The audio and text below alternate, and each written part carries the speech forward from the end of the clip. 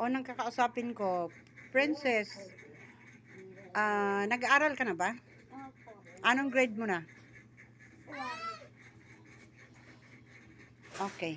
So, marunong ka ng 1 plus 1. Opo. Equals? Anong answer?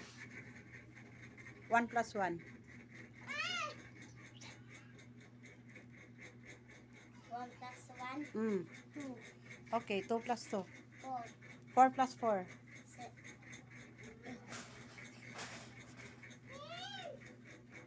8, 8 plus 8. 16, 16 plus 16. 32, 32 plus 32.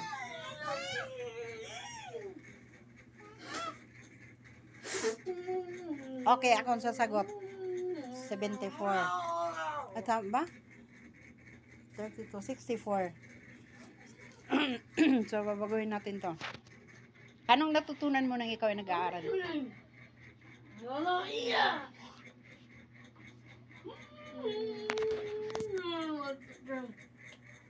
Ikaw ang susunod. Anong natutunan mo nang ikaw ay nag-aaral? Pagising mo ng umaga? Pagising mo ng umaga, anong ginagawa mo? toothbrush, mag-ilamos, Tapos, mag-ano, mag-aalmusal bago pumasok ng eskwela. Sino naman ang nagsusuklay ng buhok? Nag-aayos, uniform. Kaya mo na mag-isa? Oh, mabuti naman. Kasi ito ding anak kong to, nag-aaral din niya noon. Marunong siya. Yung pagkatapos niyang maligo, sasabihin ko, tara na, malilate na tayo kasi dalawa sila ni JR, no? Wala naman ako, hindi na ako kumuha ng katulong nun eh. Kasi, yung maiinis ang katulong, baka saktan lang yung anak ko pag Hindi ko naiinis pa siya. mo alam. Tapos, kuha siya ng medyas niya pagkatapos niyang maligo. Tapos kukuhanin niya yung uniform niya. Isusuot niya ngayon. So, hindi man siya marunong magbutonis. So, ibubutonis ko. Oo, ganun yun siya noon. Ngayon nga lang natigil. Okay lang, tanda na eh. Ngayon doon na lang. Bahala na si Lord. Kahit hindi na rin. Total naman, pag kinakausap Kalala mo mo siya, si Ninong ka? naintindihan niya naman. Oh. Kilala mo yung nino. Ikaw, nag-aaral ka na ba? Hindi pa. Hindi pa. So, kailan mo balak mag-aral?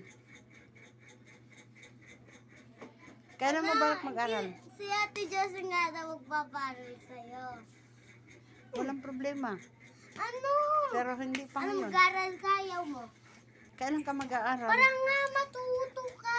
Dito nga, mag-uusap. Marunong ka na ba mag-ABCD? Hindi. Hindi. Eh, akala ko ba sabi mo, hindi ka nahihiya nakakausapin na haharap ka sa camera. Eh, bakit ngayon? Duyan ang nakikita ko. No? At, sayang naman yung kapag... Sayang naman kapag... May ipagbibilin ka ba kay Ninong JR mo? Kasi mapapanood niya to. Dali, magsalita. Ninong JR. Ninong. Parang matuto ka. Abot mo. Abot ka nga. Flexible ang ano niyan. Ay, sus! Tuwang-tuwa siya kasi maabot niya. Ayusin mo yun. D, E. Ayusin mo yun. Dalan mo ko. A, B, C, D, E, W, W.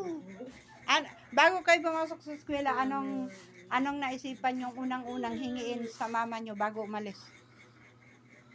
Baon. Wow! Very good, baon. Bakit hindi mo nasagot yun, baon? Kasi kailangan natin ng baon. Halimbawa, hingi tayo ng pera kasi eskwelahan, maraming nabibili, nakakagutom. Diba? So, baon. Oh, hindi ka pa nag-aral, ba't alam mo yun? Basta.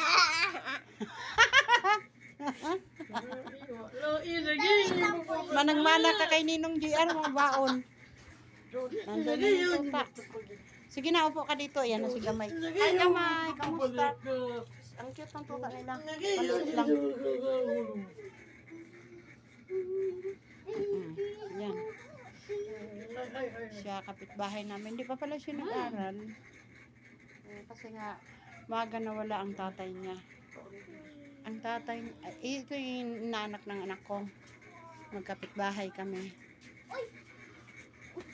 Na pa mo. Nandito pala to, Jenny. Oh!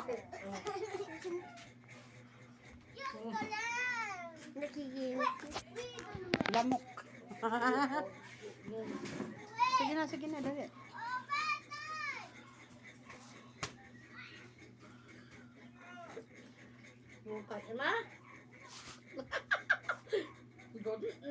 Ba't ka nagmumura?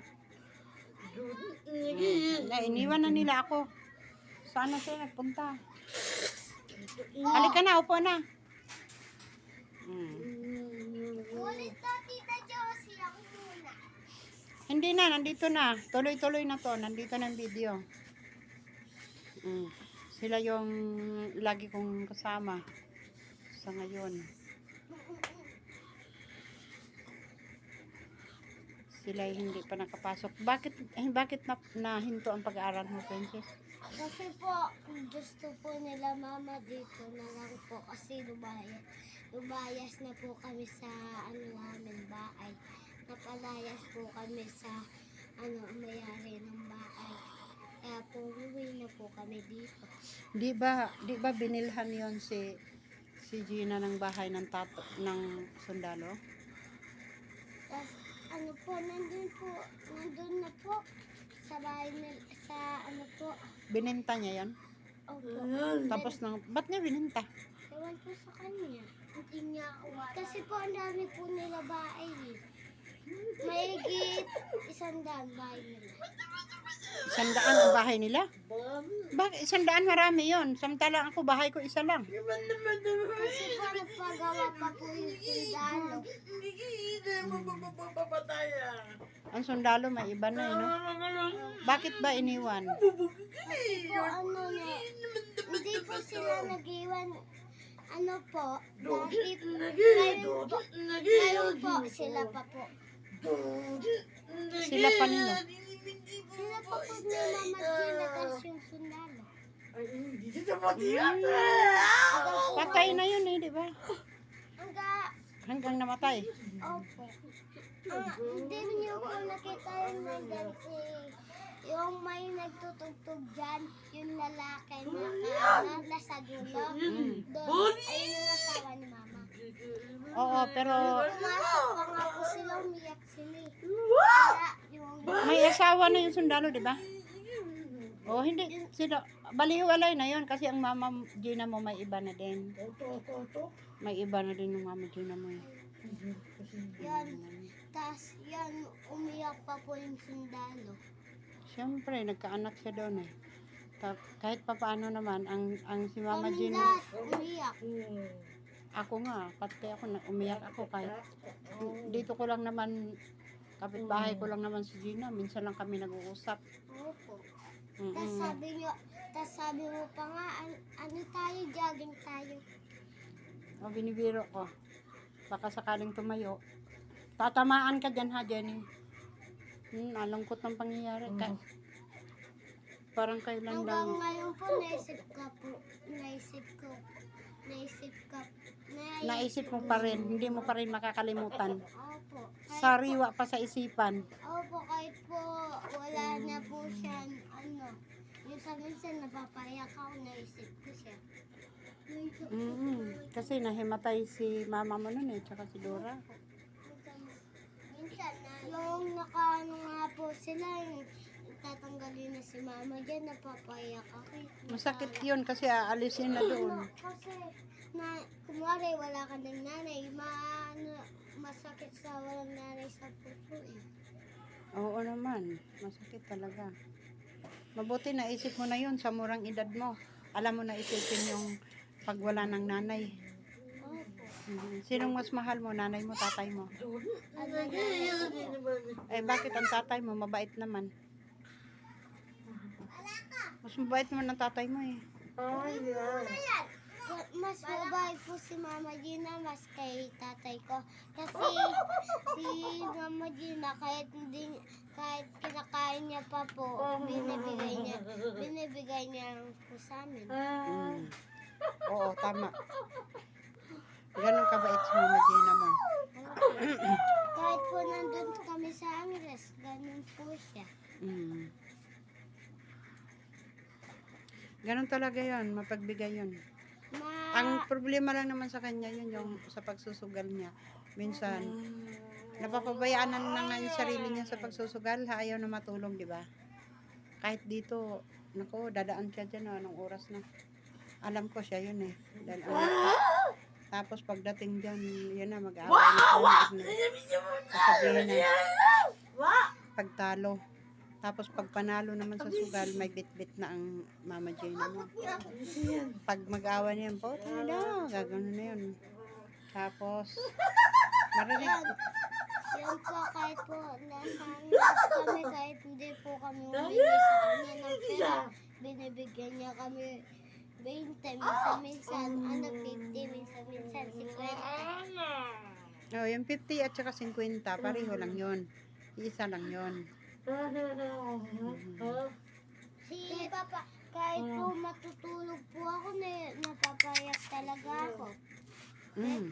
Kahit po matutulog ako, napapayak talaga. Hindi ba nagpaparamdam dyan?